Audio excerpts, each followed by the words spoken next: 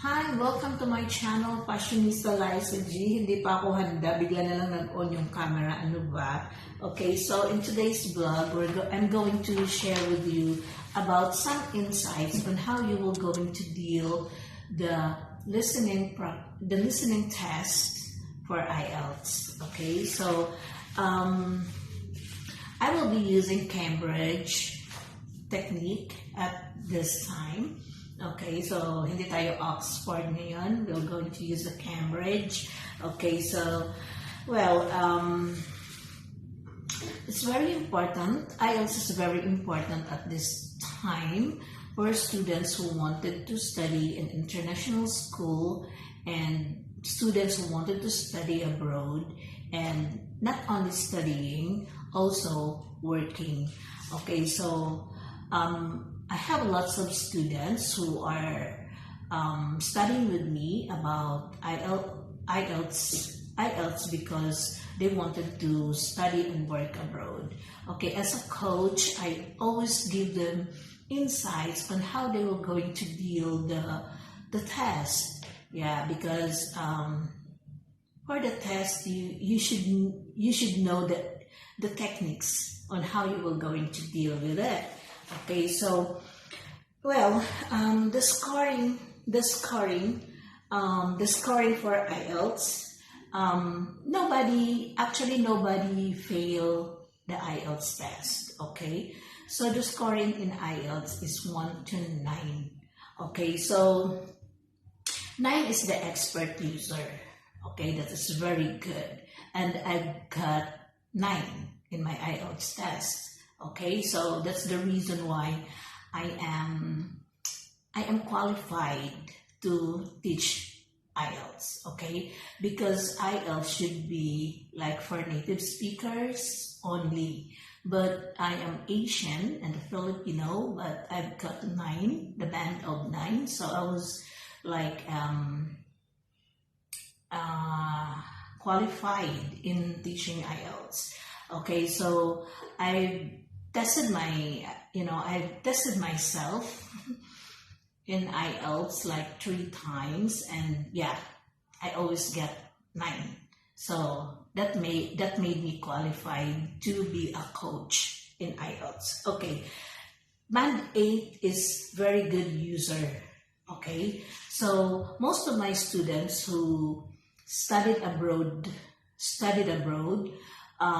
they got band of 8 for the first time, right? And then now they're very successful in Massachusetts, in the US and UK and Australia.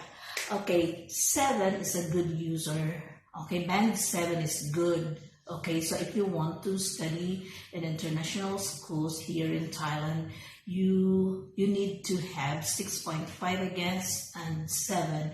But you know, when I am coaching a student for IELTS, I set a goal, and the goal that we want to hit is 7.5. So if we will go beyond, like lower than 7.5, it's gonna be like 6.5, and it's good, right? Okay, so 6 is competent user.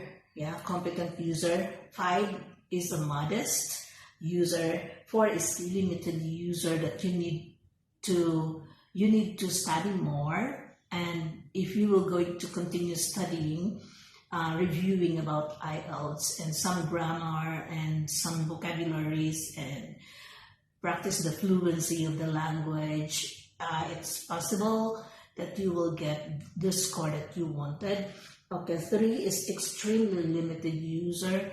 It sometimes happens to those who doesn't have any English knowledge at all in school, so and then they try it to take the IELTS. So that's normally the result.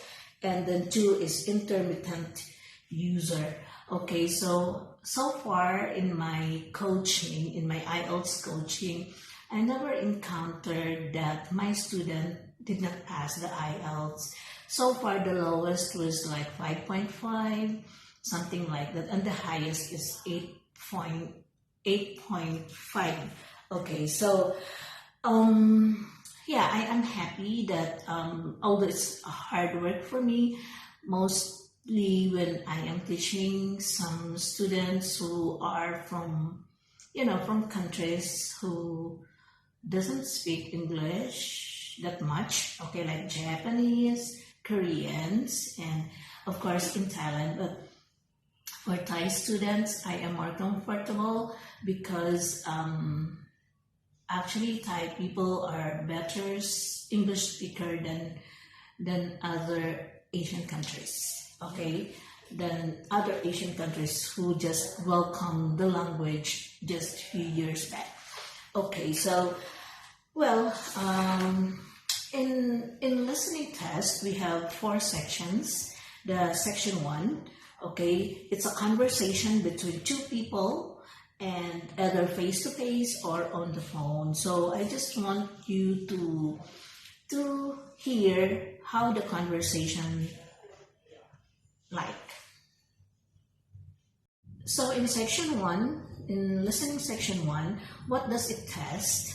Okay, so understanding specific information, like for example, dates, everyday objects, places, etc. And of course, the spelling. Spelling is very important. Okay, so I'm going to let you hear about the sample of listening section 1. Hang on, guys, because the signal... You will hear a telephone conversation between a customer and an agent at a company which ships large boxes overseas. Good morning, Packham's shipping agents. Can I help you? Oh yes, I'm ringing to make inquiries about sending a large box, a container back home to Kenya from the UK. Yes, of course. Would you like me to try and find some quotations for you? Yes, that'd be great. Thank you. Well, first of all, I need a few details from you. Fine. Can I take your name? It's Jacob Mkele. Can you spell your surname, please? Yes, it's M-K-E-R-E. Is that M for mother? Yes. Thank you. And you say that you will be sending the box to Kenya? That's right. And where would you like the box picked up from? From college, if possible. Yes, of course. I'll take down the address now. It's Westall College. Is that W-E-S-T-A-L-L? Yes, college. Westall College. And where's that? It's Downlands Road in Bristol. Oh, yes, I know it. And the postcode? It's BS89PU. Right. And I need to... So that's the example of the listening section 1. Okay, it's a conversation between 2 people, right? Okay, so you need an understanding of specific information given in the conversation, because that is what you need to write. Okay, so yung palas ng pandinig and then the spelling, okay, so that's very important in listening section 1. So let's go to listening section 2.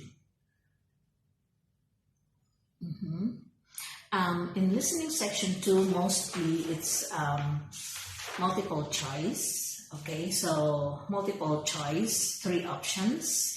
You have 3 options. Okay, mostly in listening section 2, it's a talk, speech or announcement, recorded message or radio excerpts given by one person, sometimes with an introduction by another person. So the subject is a topic of general interest, example, what's on, and then a place of interest, and then usually 2 tasks, example, multiple choice, matching, completing a flow chart, and it also has 10 questions. What does it test in section 2? Understanding specific factual information and selecting relevant information from what you hear. So that this is the sample recording.